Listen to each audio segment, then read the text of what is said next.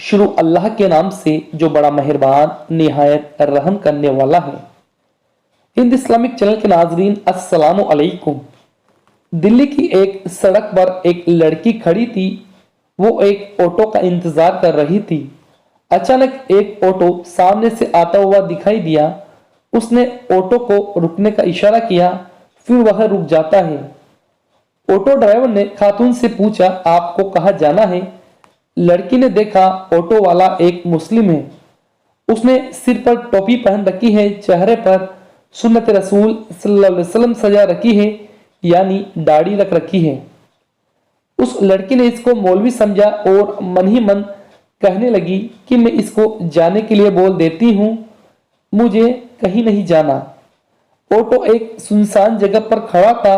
वहां पर कोई दूसरा या फिर कोई अन्य सवारियां नहीं आ रही थी और गर्मी की वजह से उसकी हालत भी खराब हो रही थी। उस लड़की के पास कोई दूसरा रास्ता नहीं था, तो मजबूरन उसे मौलवी के साथ ही ऑटो में बैठना पड़ा। उस लड़की ने कहा, मुझे आगे सर्किल पर जाना है। जब लड़की ने किराए के लिए पूछा तो मौलवी ने कहा 200 रुपये बताए।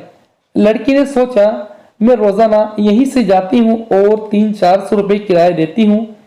ये जो लोग कहते हैं कि मौलवी लालची होते हैं, हवस के पुजारी होते हैं, दाढ़ी वाले भरोसे के काबिल नहीं होते, ऐसे कई सवाल उसके मन में चल रहे थे।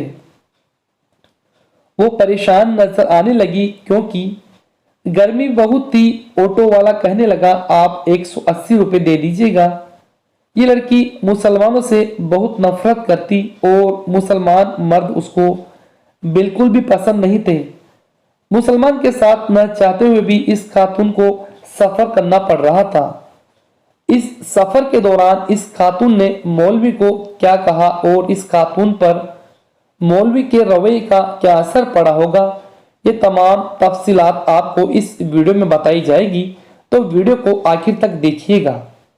और इसके साथ ही आपसे गुजारिश है, आगे बढ़ने से पहले चैनल को सब्सक्राइब करके बेल आइकन दबा दीजिएगा ताकि हमारी आने वाली नई इस्लामिक इंफॉर्मेटिव वीडियोस सबसे पहले आपको वक्त रहते मिल जाए। लड़की जाने के लिए तैयार हो गई और रिक्शे वाले से कहती है, सामान उठाने में मेरी मदद करें। ऑटो वाले ने सारा सामान उठाकर ऑटो में रखा। वो चल पड़े। ऑटो वाले ने कहा, मैं एक बयान सुन रहा था जो बीच में ही रह गया, अगर आप बुरा ना माने तो मैं इसे सुन सकता हूँ। यह सुनकर लड़की ने कहा, मुझे कोई दिक्कत नहीं है, आप सुन लीजिए। ऑटो ड्राइवर ने अपनी टेप को ऑन किया। उसमें एक मौलवी साहब ख्वातीन के पर्दे के मुतालिक बयान कर रहे थे। न चाहते हुए भी वो बयान लड़की को सुनना पड़ा। उसने अपने दोस्तों से सुन रखा था, मौलवी लालची खुकार भेड़िए जिसका मकसद माल, हवस, लालच और औरत के जिस्म के सिवा कुछ नहीं होता। मजहब के नाम पर पैसा बनाना उसका काम होता है। अब ये औरत मौलवी के साथ थी और न चाहते हुए भी एक और मौलवी का बयान सुन रही थी। मौलवी तेज आवाज में बता रहे थे, औरतों को पर्दा करना कितना जरूरी है। पर्दा अल्लाह का हुक्म है। पर्दा औरत के जिस्म का मुहाफिक है। उसके चेहरे से लेकर तमाम हिस्से, हाथ, पैर, हजारों की भीड़ में भी बदनिगाही से बचाता है। पर्दा शैतानी निगाहों से बचाता है। कुरान पाक में अल्लाह फरमाता है, अपनी बीवियों, बेटियों, बहनों से कह दो वो अपने आप को चादर से ढक लिया करें, इससे बहुत जल्दी उनकी शिनाख्त हो जाया करेगी, वो न सताई जाएगी। अल्लाह बख्शने वाला, बड़ा मेहरबान, निहायत रहम करने वाला है। पर्दा औरत की इज्जत और सलामती का बायस है। औरत के पाक दामन होने की जाहिरी अलामत है। पर्दे में औरत की इज्जत है। बिना पर्दे में औरत उस खुले गोश्त की तरह है जिस पर आकर मक्खियां बैठती हैं और उस पर बैठकर गंद कर जाती हैं। हर कोई इसको खाने की निगाह से देखता है। ये सब अल्फाज ऐसे थे जो उस लड़की के लिए ही बोले जा रहे हो, क्योंकि जब वो ऑफिस आती जाती तो हर आवारा इंसान की नजर उस लड़की पर पड़ती और लोग रास्ते में उसके बारे में फप्तियां कसते। अब लड़की को लग रहा था उसकी मुश्किलें एक ही हल है। इतने में ही वह अपनी गली के बाहर पहुंच जाती है और उसके घर के सामने ऑटो रुक जाता है और वह कहने लगी, मेरे सामान नीचे उतार दीजिए। फिर वो लड़की माँ को आवाज लगाती है, ए माँ, मेरे भाई को नीचे भेज दो, सामान भारी होने की वजह से मुझसे नहीं उठेगा। यह सुनकर ऑटो ड्राइवर बोला, मैं तुम्हारा सामान तुम्हारे घर पर रख आता हूँ, मुझे कोई मसला नहीं है। लड़की के दिमाग में चल रहा था कि ये तमाम खेल पैसों के लालच में ही हो रहा है।